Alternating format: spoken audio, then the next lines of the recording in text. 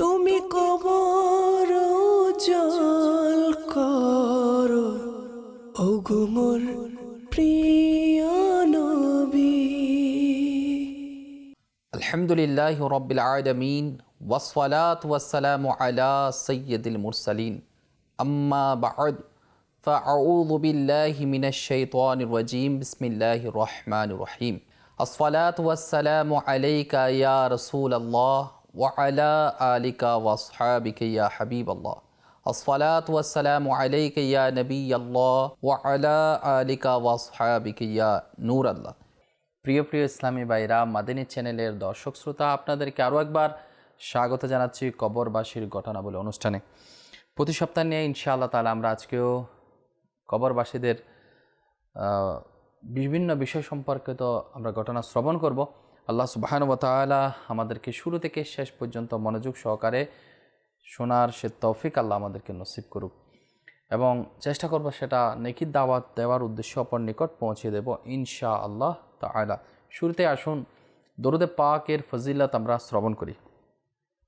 আল্লাহর পেয়ারা নবী রাসূল আরবি রাহমাতুল্লিল আলামিন হুজুর পাক সাল্লাল্লাহু তাআলা আলাইহি ওয়াসাল্লাম ইরশাদ ফরমান, আমার উপর অধিক হারে দরুদ শরীফ পাঠ করো, নিশ্চয় এটা তোমাদের জন্য পবিত্রতা। সাল্লু আলাল হাবিব সাল্লাল্লাহু তাআলা আলা মুহাম্মদ সাল্লাল্লাহু তাআলা আলাইহি ওয়াসাল্লাম। প্রিয় ইসলামী ভাইরা, মাদানী চ্যানেলের দর্শক শ্রোতা, একজন মানুষ যখন ইন্তেকাল করে কোনো মুসলমান, তো তার গোসল প্রদান করা, তাকে কাপনের কাপড় পরিধান করানো, তার জানাজা নামাজে অংশগ্রহণ করা, তার দাফন কার্যাদি কাফন দাফনের কার্যাদি শেষ করার পর সে আমাদের থেকে বিদায় নেয় এবং নতুন একটা জায়গার মধ্যে সে প্রস্থান করে। এরপর তার কার্যত তার ভিতরে অবস্থা দেখি সেটা আমরা বাইরে থেকে আমরা বলতে পারি না, কিন্তু যখন ইন্তেকাল করে আমাদের আপনজন, আমাদের পরিবারের মধ্যে, আপনার আমার পরিবারের মধ্যে কেমন জানি একটা শোকার্ত পরিবেশ সৃষ্টি হয়ে যায়। তো এই শোকার্ত পরিবেশের মধ্যে আমাদের কি করণীয় রয়েছে, শোকার্ত পরিবারদের পাশে দাঁড়ানো আমাদের কীরকম দায়িত্ব রয়েছে, যদি কারো ঘরে ইন্তেকাল হয়ে যায় কেউ, সেক্ষেত্রে তার কি উচিত রয়েছে, আমরা সে সম্পর্কে ইনশাআল্লাহ ঘটনা শুনবো। আজকে আমরা বিষয় নিয়েছি কুলখানি ও চেহলাম। কুলখানি এবং চেহলাম, যেটা আমরা স্বাভাবিকভাবে মৃত ব্যক্তির তৃতীয় দিন পার হওয়ার পর যে ফাতিহা খানি করা হয় এবং 40 দিনের দিন যে চেহলাম করা হয়, সে সম্পর্কে ইনশাআল্লাহ তাআলা আমরা আজকে ঘটনা শ্রবণ করব। আমাদের দেশে মৃত ব্যক্তির ঘরের মধ্যে তৃতীয় দিন যে সময় এবং কুলখানি এবং 40 দিনের দিন যে চেহলাম পালন করা হয়, সেটা শরীয়ত সম্মতভাবে কতটুকু বৈধ রয়েছে এবং তা কোনো প্রমাণ আদি রয়েছে কিনা, যেটা সম্পর্কে আজকে ইনশাআল্লাহ আমরা শুনব। এবং কুলখানি এবং চেহলাম এর অর্থটা কী এবং এই সমস্ত অনুষ্ঠান করলে ফায়দাটা কি রয়েছে আমরা শুনবো ইনশাআল্লাহ। কারণ একজন ব্যক্তি যখন ইন্তেকাল করে তখন সেই কবরের মধ্যে অবস্থান করছে, এখন তার পরিবারের পাশে দাঁড়ানো এবং মৃত ব্যক্তির জন্য ফাতিহা খানি করা, চেহলাম করা, সেটা আমাদের জন্য দায়িত্ব রয়েছে। মৃত ব্যক্তির আরামের জন্য, প্রশান্তির জন্য ইসালা সওয়াব করা আমাদের দায়িত্ববোধের মধ্যে রয়েছে।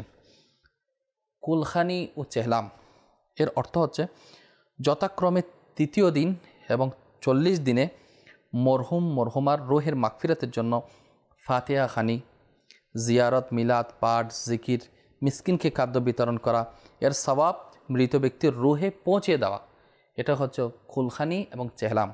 এখানে মূল বিষয় হলো ইসালে সওয়াব, যা মৃত ব্যক্তির উপকারে আসে, যার বিস্তারিত বিবরণ আরেকটা পর্বের মধ্যে ফার্স্টের দিকে আপনাদেরকে দিয়েছি, যে ইসালে সওয়াবের ফজিলত সম্পর্কিত ঘটনা সম্পর্কে বিস্তারিত বর্ণনা আর এখন আমি করছি না। তো এটা কোনো প্রকারের বিদাত নয়, দূষণীয় নয়, বরঞ্চ সেটা একটা উত্তম সওয়াবের কাজ। সেটার ক্ষেত্রে যারা করবে তারাও সওয়াব পাবে এবং যে মৃত ব্যক্তিকে উদ্দেশ্য করে করা হচ্ছে তার নিকট সওয়াব পৌঁছাবে, সে শান্তি পাবে। আল্লাহ পাক রব্বুল আলামিন আমাদেরকে বুঝার তৌফিক দান করেন। যেমন বিবাহের দিন নির্ধারণ করা হয়, বিভিন্ন ওয়াজ মাহফিলের দিন ফিক্সড করা হয়, এভাবে বিভিন্ন উরস ইত্যাদি ভালো কাজের জন্য দিন ফিক্সড করা হয়। এই দিন ফিক্সড করাটা, দিবস ফিক্সড করাটা, সেটা মুবাহ রয়েছে, জায়েজ রয়েছে, না জায়েজের কিছুই নয়। আসুন আমরা এখন শুনব যে 40 দিনের দিন যে নির্ধারণ করা হয়েছে এর মধ্যে কি কোনো গুরুত্বপূর্ণ তথ্যাদি রয়েছে কিনা, কিতাব আমাদেরকে কী দিক নির্দেশনা দিচ্ছে, সরকার সাল্লাল্লাহু তাআলা আলাইহি ওয়াসাল্লামের জামানার মধ্যে এই বিষয়ে কোনো কার্য যদি সম্পন্ন হয়েছে কিনা সে সম্পর্কে আমরা ইনশাআল্লাহ তাআলা মাদানী ফুল হাসিল করব। তিরমিজি শরীফ, আবু দাউদ শরীফ, ইবনে মাজাহ শরীফের মধ্যে আসছে ঘটনাটা। হযরতে আব্দুল্লাহ ইবনে জাফর ইবনে আবি তালিব রাদিয়াল্লাহু তাআলা আনহু বর্ণনা করেন, যখন 8ম হিজরিতে আমার পিতা হযরতে জাফর তাইয়ার রাদিয়াল্লাহু তাআলা আনহু এর শাহাদাতের সংবাদ মদিনা শরীফের মধ্যে পৌঁছালো, তখন নবী করিম রফুর রহিম সাল্লাল্লাহু তাআলা আলাইহি ওয়াসাল্লাম সাহাবায়ে কেরাম আলাইহিম রিদওয়ান ইনাদেরকে নিয়ে আমাদের আত্মীয়দেরকে বললেন, তোমরা জাফরের পরিবারবর্গের জন্য খাদ্য তৈরি করে প্রেরণ করো, কেননা তাদের ঘরে এমন মুসিবত এসেছে যা তাদেরকে বিষণ্ণ করে রেখেছে। তো এর ব্যাখ্যার মধ্যে এই যে ঘটনা আপনাদেরকে বললাম, একজন সাহাবী রাদিয়াল্লাহু তাআলা আনহুর পরিবারে যখন কেউ ইন্তেকাল করলো বাবা, যে নবী পাক সাল্লাল্লাহু আলাইহি ওয়াসাল্লাম তাদের ঘরের মধ্যে খাবার প্রেরণ করার জন্য বলেছিলেন। এর ব্যাখ্যায় আল্লামা তিবি রাহমাতুল্লাহ আলাইহি বলেন, আত্মীয় স্বজন ও প্রতিবেশীদের জন্য মুস্তাহাব ও মানবিক কাজ হলো মৃতের ঘরের রান্না বান্নার খাদ্য প্রেরণ করা, কেননা পরিবার পরিজন ওই সময় সুখের মধ্যে কাতর থাকে, তাই রান্না বান্না করার সময় বা কী পায় তারা সুখে সুখার্ত পরিবার, সেজন্য অন্তত একদিনের খাদ্যদ্রব্য প্রেরণ করা সেটা উত্তম রয়েছে। কোনো এক মুহাদ্দিস বলেন, যেহেতু সুখ পালনের সীমারেখা শরীয়তে 3 দিন দিয়েছেন, তাই 3 দিন পর্যন্ত খাদ্য সরবরাহ করা উত্তম রয়েছে, যেটা মিশকাতে হাসিয়া 5 অত্র হাদিসের দ্রষ্টব্যের মধ্যে আসছে। তাই 3 দিন সুখ পালন করে কুলখানির ব্যবস্থা করে মুর্দার জন্য অর্থাৎ মৃত ব্যক্তির জন্য ফাতিহা ও 4 কুল পাঠ করে ইসালে সওয়াব করা সেটা উত্তম এবং উত্তম আমল রয়েছে। আল্লাহ পাক রব্বুল আলামিন আমাদেরকে বোঝার সে তৌফিক দান করুন। প্রিয় স্নাই ভাইরা, মাদানী চ্যানেলের দর্শক শ্রোতা, আমাদেরও ফ্যামিলি থেকে যদি কেউ ইন্তেকাল করে আমরা ইনশাআল্লাহ তাআলা এই বিষয়ে খেয়াল রাখবো। আমাদের প্রতিবেশী কিংবা আমাদের আত্মীয় স্বজনের থেকে কেউ যদি ইন্তেকাল করে আমরা চেষ্টা করব তাদের ফ্যামিলিতে 3 দিন পর্যন্ত সবাই মিলে ব্যাকআপ দেওয়ার জন্য, যাতে তাদের সুখার্ত পরিবারে তাদের রান্না বান্না ঝামেলার মধ্যে পড়তে না হয়। অন্ততপক্ষে 3 দিন সুখ পালন করে 4র্থ দিবসে গিয়ে এবার কুল শরীফ, দোয়া খায়ের, মিলাদ মাহফিল কিংবা কোরআনে পাক খতম করা, বিভিন্ন ইসালা সওয়াবের ব্যবস্থা করা যায়, মিসকিনদের খাবার খাওয়ানো, এইসব বিষয়ই রয়েছে। আল্লাহ পাক আমাদেরকে বোঝার সে তৌফিক দান করুন। হযরত আমির হামজা রাদিয়াল্লাহু তাআলা আনহু ইনার কুলখানি 7ম দিবসের ফাতিহা এবং 40 যেটা চেহলাম সেটা কিভাবে পালিত হয়েছে আসুন আমরা মনোযোগ সহকারে শ্রবণ করি। হাজী ইমদাদুল্লাহর খলিফা এবং আনোয়ারে সাতেয়া নামক জনপ্রিয় কিতাবের লেখক আল্লামা আব্দুস সামি রামপুরি রাহমাতুল্লাহ আলাইহি উক্ত গ্রন্থের 145 পৃষ্ঠায় হযরত আমির হামজা রাদিয়াল্লাহু তাআলা আনহুর শাহাদাতের 3য় দিবসে নবী করিম রফুর রহিম সাল্লাল্লাহু তাআলা আলাইহি ওয়াসাল্লাম কর্তৃক দান খায়রাত, 7ম দিবসের দান খায়রাত, 40 দিবসের দান খায়রাত এবং 6 মাসের মধ্যে দান খায়রাত এবং বার্ষিক দান খায়রাতের করার রেওয়ায়াত বর্ণনা করেছেন। তাহলে বোঝা গেল যে সরকার দু আলম হুজুর পাক সাল্লাল্লাহু তাআলা আলাইহি ওয়াসাল্লাম হযরত আমির হামজা রাদিয়াল্লাহু তাআলা আনহু সাহাবী রাসূল জান্নাতি সাহাবী আমির হামজা রাদিয়াল্লাহু তাআলা আনহুর ব্যাপারে যে দান খায়রাতের মাধ্যমে দিবসগুলো কিন্তু স্মরণ করেছে। বোঝা গেল প্রচলিত কুলখানি 40 চেহলাম প্রথা সেটা সুন্নাত এবং পুরাতন রীতি, নতুন আবিষ্কার নয় এবং সেটাকে নতুন বলে উড়িয়ে দেওয়ার কোনো অবকাশ নেই। আল্লাহর নবী রসুল পাক সাল্লাল্লাহু তাআলা আলাইহি ওয়াসাল্লাম দান খায়রাতের মাধ্যমে কিন্তু সেটা পালন করেছে। কুলখানি অনুষ্ঠান কীভাবে অনুষ্ঠিত হয়েছিল? শাহ আব্দুল আজিজ রাহমাতুল্লাহ আলাইহি ইবনে শাহ ওয়ালিউল্লাহ আপন মালফুজাতের 80 পৃষ্ঠার মধ্যে তার পিতা শাহ ওয়ালিউল্লাহর কুলখানির অনুষ্ঠানের বর্ণনা এভাবে লিখেছেন। শাহ আব্দুল আজিজ দেহলভী রাহমাতুল্লাহ আলাইহি বলেন, আমার পিতার মৃত্যুর 3য় দিবসে মানুষের এমন ভিড় হলো যে তা হিসাবের বাইরে। অনুষ্ঠানের কোরআন শরীফ 100 খতম পর্যন্ত গণনা করা হয়েছে, এর অতিরিক্ত খতমও কিন্তু দেওয়া হয়েছিল। কলেমায়ে তৈবা এবং খতমে তাহলিল পড়া হয়েছিল এবং সেটা পরিমাণ ছিল বেশুমার। আল্লাহ পাক রব্বুল আলামিন আমাদেরকেও পূর্ব রীতি অনুসারে 3য় দিনে মৃত ব্যক্তির ইসালে সওয়াবের জন্য কুলখানির ব্যবস্থা করা, ফাতিহার ব্যবস্থা করা, দোয়া দরুদের ব্যবস্থা করা, কোরআনে পাকের খতমের ব্যবস্থা করা এবং সেটা সওয়াব মুর্দার জন্য পৌঁছানোর সে সৌভাগ্য আল্লাহ পাক আমাদেরকে তৌফিক নসিব করুন। শেখ আব্দুল হক মুহাদ্দিস দেহলভী রাহমাতুল্লাহ আলাইহি ভারতবর্ষের অনেক বড় মুহাদ্দিস এবং ইনার মাশাআল্লাহ কিতাবের মধ্যে নাম লিখলে রেওয়ায়াত যখন বর্ণনা করেন শাহ আব্দুল হক মুহাদ্দিস দাইলাবি রহমতুল্লাহের নাম অনেকেই জানে। তো ইনি ফার্সিতে মিশকাত শরীফের ব্যাখ্যা লিখে একটি হাদিসের ব্যাখ্যায় কুলখানি এবং 7 দিন পর্যন্ত দান খয়রাত সম্পর্কে তিনি যে ব্যাখ্যাটা লিখেছেন সেটা হচ্ছে মৃত্যুর পর 7 দিন পর্যন্ত মৃত ব্যক্তির জন্য দান খয়রাত করবে। উক্ত কিতাবের উক্ত অধ্যায়ের উল্লেখ রয়েছে রু আপন ঘরে আগমন করে। পূর্বে আমি বলেছি, আবারও বলছি যে ইন্তেকালের পর রুহের আগমন সেটা ঘরের মধ্যে চলে আসে, তার যে সমস্ত স্থান রয়েছে সে সমস্ত পরিদর্শন করে যায় রুহ। তো সে সম্পর্কে আসুন আমরা মনোযোগ সহকারে শ্রবণ করি। কোনো এক রেওয়ায়েতের মধ্যে আসছে জুমার রাতে, যা আমি আগে বলেছিলাম জুমার রাত যেটা বৃহস্পতিবার দিবাগতের রাত, এই জুমার রাতে মৃত ব্যক্তির রুহ তার ঘরের আশেপাশে ঘোরাঘুরি করে। সেজন্য যদি কেউ দান খয়রাত করে সে চেয়ে থাকে আপন পরিবারের যারা রয়েছে তারা দান খয়রাত করছে কিনা। দান খয়রাত হোক কিংবা তার জন্য দোয়া করলে তার আত্মা রুহ প্রশান্তি লাভ করে। বোঝা গেল মৃত ব্যক্তিদের স্বজনদের দান খয়রাতের প্রত্যাশী সেটা হয়ে থাকে মৃত ব্যক্তি। তো মৃত ব্যক্তিকে আমরা যদি বা তাদেরকে আলাদা করে কবরে রেখে আসছি, কিন্তু আমরা যখনই সৎকা করি না কেন, ভালো উত্তম কাজ করি না কেন, আমরা দোয়া খায়ের করি না কেন, মিলাদ মাহফিল করি না কেন, আমরা কোরআনে পাক খতম দিই না কেন, যা কিছু নেক আমল করার সৌভাগ্য অর্জন হয়, সাথে সাথে আমাদের মুরব্বী যারা ইন্তেকাল করেছে তাদেরকে স্মরণ করা উচিত, তাদের রুহের মধ্যে এই সওয়াব বক্স করা উচিত। যেমন হে আল্লাহ, আমি এই উত্তম নেক কাজ করেছি, এটার ইসলা সওয়াব আমার আব্বার জন্য বক্স করলাম।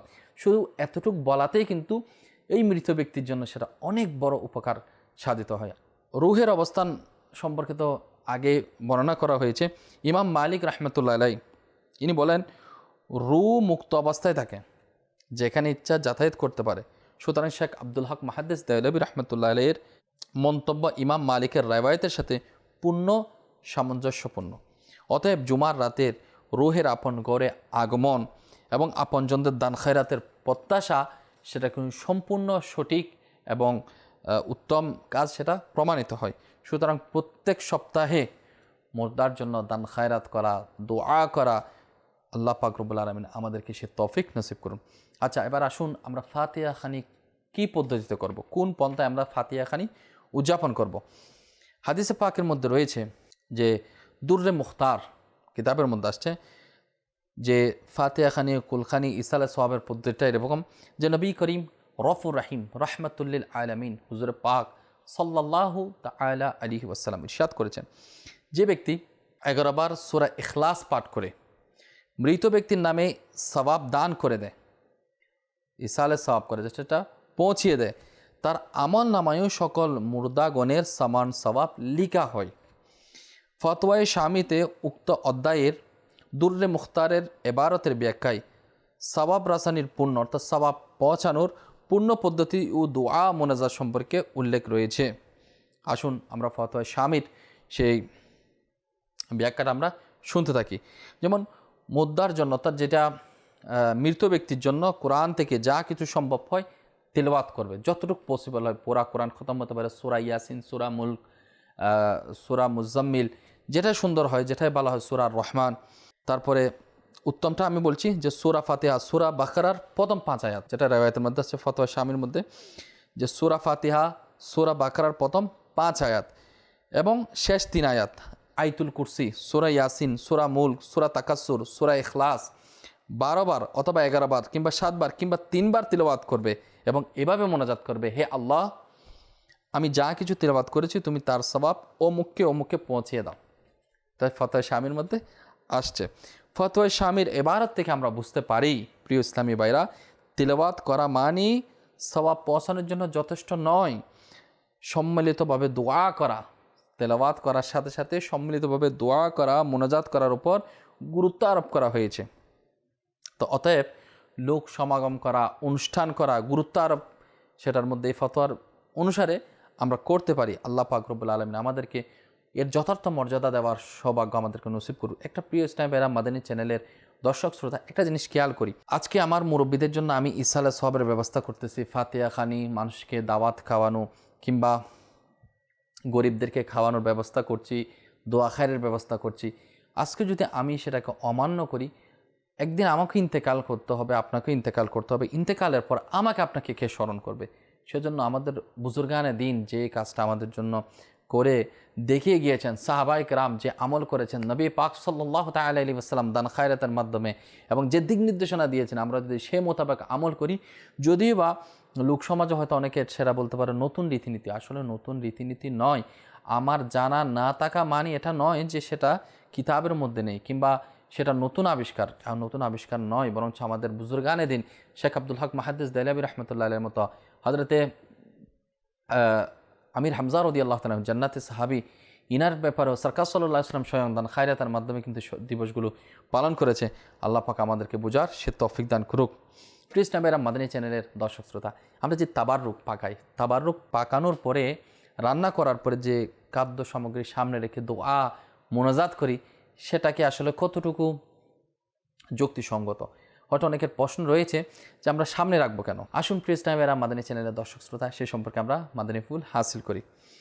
যেমন শেখ আব্দুল আজিজ মুহাদ্দিস দেহলভী রাহমাতুল্লাহ আলাইহি তার ফতওয়া আজিজির 41 পৃষ্ঠায় তাবারুক বন্টনের কথা এইভাবে উল্লেখ করেছেন: যদি দুধ বা মালিদা রান্না করে কোনো বুজুর্গ ব্যক্তির রুহে ইসালে সওয়াবের নিয়তে মানুষকে খাওয়ানো হয় তাহলে সেটা জায়েজ, এতে বিন্দু পরিমাণ কোনো দোষ নেই। ফতওয়া আজিজির 75 পৃষ্ঠায় ইমাম হাসান হুসাইনের নামে নেয়াজের নিয়মও কিন্তু উল্লেখ করা আছে, যে ইমাম হাসান হুসাইন রাদিয়াল্লাহু তাআলা আনহুমার ফাতিহার ব্যাপারেও উল্লেখ রয়েছে। যে সমস্ত খাদ্য হযরত ইমাম হাসান হুসাইন রাদিয়াল্লাহু তাআলা আনহুর নামে নেয়াজের ব্যবস্থা করা হয়, নেয়াজ করা হয়, তাতে সূরা ফাতিহা, সূরা ইখলাস, দুরূদ শরীফ পাঠ করা হলে অত্যন্ত বরকত হয় এবং সেটা খাওয়া উত্তম রয়েছে। বোঝা গেল বিভিন্ন বুজুর্গানে দ্বীনের উরস, ফাতিহা, নেয়াজ এগুলো উত্তম রয়েছে। যেমন শাহিন শাহ বাগদাদ হুজুর গৌসে পাক রাহমাতুল্লাহ আলাইহি, খাজা গরিবে নওয়াজ রাহমাতুল্লাহ আলাইহি, শাহজালাল ইয়ামানি রাহমাতুল্লাহ আলাইহি, এরকম বড় বড় বুজুর্গানে দ্বীন, সাহাবায়ে কেরাম, আমাদের শুহাদায়ে কেরামগণের সেই সমস্ত দিবস, যে দিবসে তারা ইন্তেকাল করে আল্লাহ সুবহানাহু ওয়া তাআলার দিদারে ধন্য হয়েছে, আমরা আমাদের আপনজনদের জন্য করব, সাথে সাথে বুজুর্গানে দ্বীনের বরকত হাসিল করব। সেক্ষেত্রে কী হবে? বুজুর্গানে দ্বীনের বরকত ইনশাআল্লাহ তাআলা আমাদের মা, আমাদের বাবা, আমাদের আত্মীয়, আমাদের স্বজন যারা বিদায় নিয়েছে তাদের রুহের মধ্যে আমরা ইসাল করব, সেটা সওয়াব রচনে পৌঁছাবো। আল্লাহ পাক আমাদেরকে সে তৌফিক দান করুক। প্রিয় ইসলামেরা মাদানী চ্যানেলের দর্শক শ্রোতা, আসুন হযরতে জুনায়েদ বাগদাদী রাহমাতুল্লাহ আলাইহির গোপন দান খায়রাতের একটা ঘটনা আমরা মনোযোগ সহকারে শ্রবণ করি। হযরতে জুনায়েদ বাগদাদী রাহমাতুল্লাহ আলাইহি তিনি কাশফদারি একজন জবরদস্ত আল্লাহর ওলি ছিলেন। হযরত জুনায়েদ বাগদাদী রাহমাতুল্লাহ আলাইহির একজন কাশফদারি মুরিদ একদিন দেখলেন তার মা দুজকের মধ্যে আযাবের অবস্থার মধ্যে রয়েছে। একটু খেয়াল করেন যে একজন মুরিদ, জুনায়েদ বাগদাদী রাহমাতুল্লাহ একজন মুরিদ, কাশফের অধিকারী ছিলেন, তিনি দেখছেন যে তার মা কবরের মধ্যে আযাবের অবস্থার মধ্যে রয়েছেন। যে অনেকে কাশফ আল্লাহ তাআলার প্রদত্ত, যে সে দেখতে পায়, কাশফের অধিকারী। তো তিনি সে তাই কান্না করতে রইল। হযরত জুনায়েদ বাগদাদী রাহমাতুল্লাহ আলাইহি তার গোপনে পাঠকৃত 1,05,000 বার খতমে তাহলিল কলেমার খতম করে মনে মনে মুরিদের মায়ের মাগফিরাতের জন্য দান করে দিলেন। মুরিদের মায়ের মাগফিরাতের জন্য দিয়ে দিলেন। যে খতমে তাহলিল পাঠ করা ছিল সেটা ইসালে সওয়াব করে দিলেন। তো হযরত জুনায়েদ বাগদাদী রাহমাতুল্লাহ দেখতে পেলেন তার মুরিদের চেহারায় কুশিত উজ্জ্বল হয়ে রয়েছে। জিজ্ঞাসা করে জানতে পারা গেল যে তার মা এখন জান্নাতে সুখ বুক করছে। হযরত জুনায়েদ বাগদাদী রাহমাতুল্লাহ আলাইহির মুরিদ কাশফের মাধ্যমে বুঝতে পারলেন হাদিস কানা, যে হাদিস শরীফটা সেটা সহি, কিন্তু আমাদের অনেকে না বুঝার কারণে আমরা অনেক সময় সেগুলো আমাদের বুঝার ভুলের কারণে আমরা যথার্থভাবে আমরা পালন করতে পারি না। কৃষ্ণ ভাইরা মাদানী চ্যানেলের দর্শক শ্রোতা, আমরা নিয়ত করি ইনশাআল্লাহ আমরা কুলখানি, চেহলাম অর্থাৎ 4 দিনে এবং 40 যে ফাতিহা রয়েছে ইনশাআল্লাহ আমরা যথাযথভাবে করার চেষ্টা করবো ইনশাআল্লাহ তাআলা। এবার আসুন যে আমরা ফাতিহা খানি করার জন্য আপনারা হয়তো মাদানী চ্যানেলের মাধ্যমে শেখে তরিকাত আমির আহলে সুন্নাতকেও দেখেছেন যে বুজুর্গানে দিনের ফাতিহার জন্য যে তাবরকাতের ইন্তজাম করে, তো সামনে রেখে দোয়া খায়ের করে এরপর সেই খাবারটা খায়। এই খাবার খাওয়াটা এবং যে ফাতিহা দেওয়ার পদ্ধতি, দোয়া করার, এর বিধিবিধানে কোনো কি সমস্যা রয়েছে কিনা বা হয়তো অনেকের প্রশ্ন জাগতে পারে। আসুন আমরা মনোযোগ সহকারে শ্রবণ করি। যে অনেকের ভুল ধারণা রয়েছে যে খাবারকে সামনে রেখে কেন দোয়া করবে, এটা তো ঠিক নয়। এই ধারণাটা ভুল। খাওয়ার পূর্বে বা পরে উক্ত খাদ্যের সওয়াব সেটা মৃত ব্যক্তিকে পৌঁছানো জায়েজ রয়েছে। খানার পর দোয়া করা বহু হাদিসে রয়েছে, যেমন হুজুর পাক সাল্লাল্লাহু আলাইহি ওয়াসাল্লাম ইরশাদ ফরমান, কেউ তোমাকে মেহমানদারি করলে খাবার পর ঘরের মালিকের জন্য দোয়া করুন। আমাকে মেহমানদারি করছে, ঘরের মালিকের জন্য দোয়া করুন। আচ্ছা, এবার খেয়াল করেন, দোয়া করতে গেলে তো হাত তো উঠাতেই হবে। আল্লাহর দরবারে চাইব না তো তৌফিক কার দরবারে চাইব? যেমন মিশকাত বাবুল মজিজাত দ্বিতীয় অধ্যায় বর্ণিত রয়েছে, হযরত আবু হুরায়রা রাদিয়াল্লাহু তাআলা আনহু সামান্য 21টি খুরমা হুজুর পাক সাল্লাল্লাহু আলাইহি ওয়াসাল্লামের খিদমতে পেশ করে তাকে বরকতের জন্য দোয়া চাইলেন। তিনি বললেন, আল্লাহু আকবার, মিশকাত শরীফ আসছে এটা, হুজুর সাল্লাল্লাহু আলাইহি ওয়াসাল্লাম 21টি খুরমা একত্রিত করে বরকতের জন্য দোয়া করলেন। তাহলে খুরমা, সে খাবার তো বিভিন্ন ধরনের, খুরমা এক প্রকারের খাবার, ফ্রুটস, সেটাকে সামনে রেখে সরকার সাল্লাল্লাহু আলাইহি ওয়াসাল্লাম দোয়া করলেন। তাহলে খাবার সামনে নিয়ে দোয়া করার মধ্যে কোনো প্রতিবন্ধকতা নেই, এটা শরীয়ত সম্মত রয়েছে। আল্লাহু আকবার। তো মিশকাত বাবুল মজিজাত প্রথম অনুচ্ছেদে তাবুক যুদ্ধে অল্প খেজুর অর্থাৎ 21টি খেজুর নবী পাক সাল্লাল্লাহু তাআলা আলাইহি ওয়াসাল্লামের হাতে রেখে বরকতের জন্য দোয়া নেওয়া হয়েছিল, অর্থাৎ দোয়া করা হয়েছিল, দোয়া করেছিলেন। 30,000 সৈন্য ওই খুরমা খাবার পরেও দেখা গেল থলের মধ্যে 21টি রয়ে গেল। আল্লাহু আকবার, যে এত সৈন্য, 30,000 সৈন্য বাহিনী খাবার পরেও আগের মতো 21টাই রয়ে গেল থলের মধ্যে। হুজুর পাক সাল্লাল্লাহু আলাইহি ওয়াসাল্লাম 21টি খুরমা হযরত আবু হুরায়রা রাদিয়াল্লাহু তাআলা আনহুকে দান করে দিলেন এবং বললেন, এর থেকে খুরমা নিজে খাবে, বন্ধু বান্ধবকে খাওয়াবে এবং ফকির মিসকিনকে দান করবে। আল্লাহু আকবার। এভাবে ওই খুরমা দিয়ে হযরত আবু হুরায়রা রাদিয়াল্লাহু তাআলা আনহু 35 হিজরি পর্যন্ত 26 বছর যাবত তিনি জীবন যাপন করেছেন, খেয়েছেন, মানুষকে খাওয়াইছেন। এরপরে 21টি খেজুর মজুদ রয়েছে। সরকার সাল্লাল্লাহু আলাইহি ওয়াসাল্লামের দুআর বরকত কেমন! আল্লাহু আকবার। এরপর কি বললেন? তিনি বললেন, অনুমানিক 1500 মণ খুরমা আমরা খেয়েছি, 1500 মণ খুরমা আমরা খেয়েছি। হযরত উসমান রাদিয়াল্লাহু তাআলা আনহু শাহাদাতের দিন ওই থলেটি, খেজুরের থলেটি লুট হয়ে যায়, অর্থাৎ কোথাও যেন হারিয়ে ফেলে, তখন সেটা বিনাশ হয়ে যায়।